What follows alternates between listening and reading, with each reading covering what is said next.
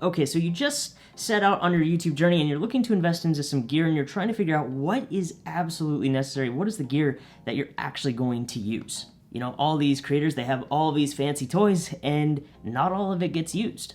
So today I'm going to share with you 4 items that I use in every one of my YouTube videos and that I think are really important to invest in and that I think actually are going to help you. So let's dive into it.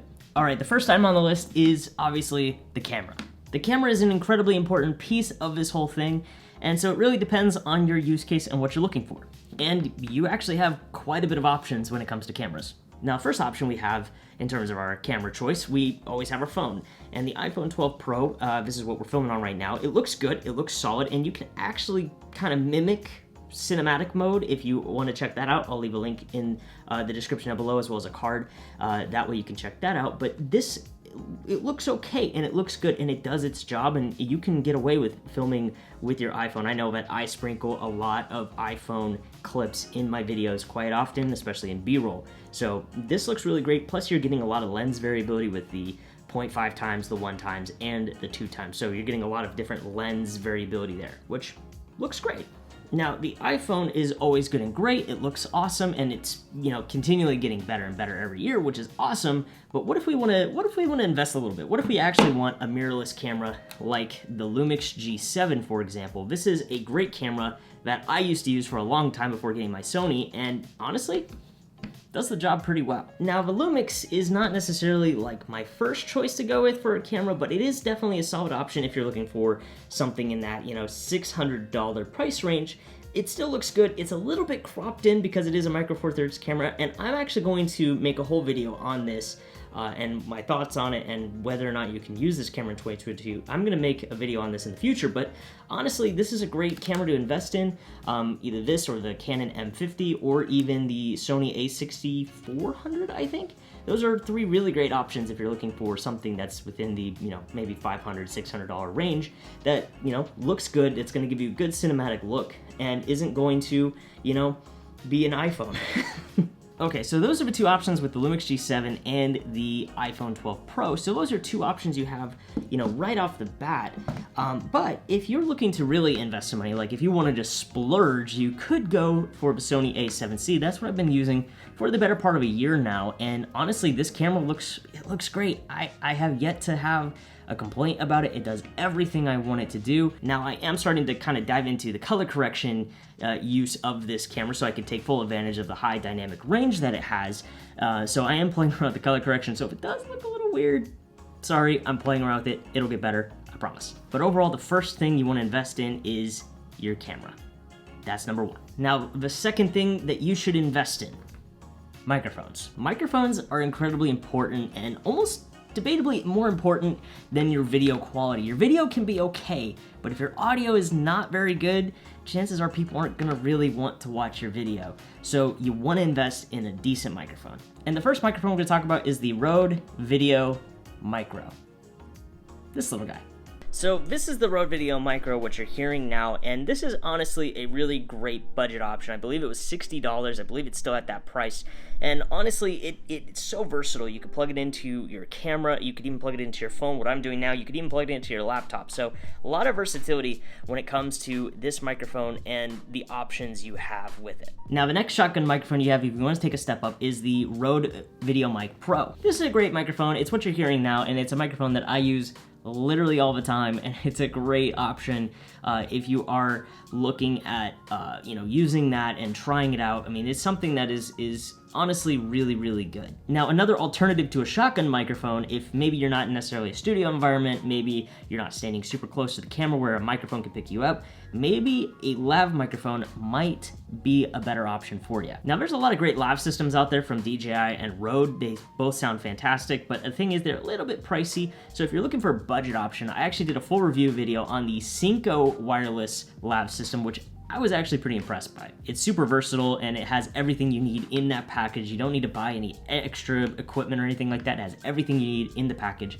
So that's something I would recommend checking out, especially if you're on a budget and you're not looking to spend hundreds of dollars on a wireless system. Now, I don't use lav mics all the time, considering that I mostly just film indoors for the most part, but if I am outdoors and I'm filming away from the camera, a lav mic is probably a pretty solid option. Now let's talk about item number 3, tripods. Now, obviously, tripods come in all different shapes and sizes. I mean, I have this one, I have a Joby GorillaPod, I have, you know, the Manfrotto little Pixie Pod here for my phone. I mean, there's just so many different options that you can go with for filming with a tripod. Now, obviously, tripods are not as, you know, critically important as a camera or a microphone, but they still have their place, and they still can help you get interesting angles and interesting perspectives, especially with something like the Joby GorillaPod. So that's just something to keep in mind when you're looking for tripods. Now, in terms of the tripods I use all the time for these videos, I definitely use this one all the time. This is the one the camera's sitting on. I liked it so much I got a second one. So this one is definitely up there on the list of what I would recommend. Again, all these will be in the description down below if you want to get them for yourselves. There'll be affiliate links too, by the way, so if you want to support the channel, greatly appreciate it. And then if you're using something with your phone or you're on the go and you need something small and compact, this little Manfrotto Pixie Pod does a great job of that. Oh, also, bonus little item here. This is really cool if you're filming with your phone. I use this all the time, and especially with a cold shoe mount on the top, you could put a microphone there. So if you want to vlog with your phone with a microphone like this, I mean, it's a really great option, and it's just, I mean, it's super cheap. I think this was like 10 bucks on Amazon. So would highly recommend. Okay, so you kind of get the idea about tripods. Nothing crazy exciting, right? Not really that important. But let's get into item number 4.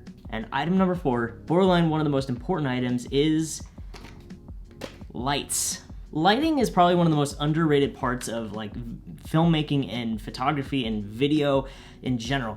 Lighting can really make or break whatever it is you're filming. Now, these are LED panels from Dasny. These are actually really solid. This is what I'm filming with now and lighting myself with. Overall, great light panels. What I like about them is that you can change the color temperature. They're bicolor, so you can change them to a warmer color temperature or a cooler, depending on what vibe you're looking for. Also, they come with their own light stands, which is really awesome. Now, I believe these were around the $200 mark, I want to say, for 2 LED panels. So not bad. I mean, it was a little pricey, a little bit more than I would be willing to spend now. I mean, I probably would want to try to find something a little bit cheaper than this, but honestly, they look great, they do their job, and I mean, they're cheaper than, let's say, a light from Aperture, which Aperture's great, but again, a tad bit pricey. Now, I use that all the time, as well as soft boxes from Defuse. This softbox is really great, and it just kind of like does that. Now, this helps to kind of take the edge off of the light. So if you just shine the LED panel right at your face, it's not going to look great. But this helps add a little soft look to it, to where it's not super harsh and it looks great. And especially if you wear glasses like me, you know, these really help with that and the glare. So, because we don't want that. Now, these are 4 things that I use in almost every video that I film. Now, you might be asking yourself, well, Jaron, I don't quite have that big of a budget. What should I maybe invest a little bit more money into? If I need to put a little bit more money into one item or the other, what should I prioritize? The first thing I would prioritize is getting a decent microphone. So getting something like the Rode Video Micro would be a great option. It's actually really budget friendly. So that's something I would recommend prioritizing first, because you can get away with, you know, iPhone footage with, you know, decent audio.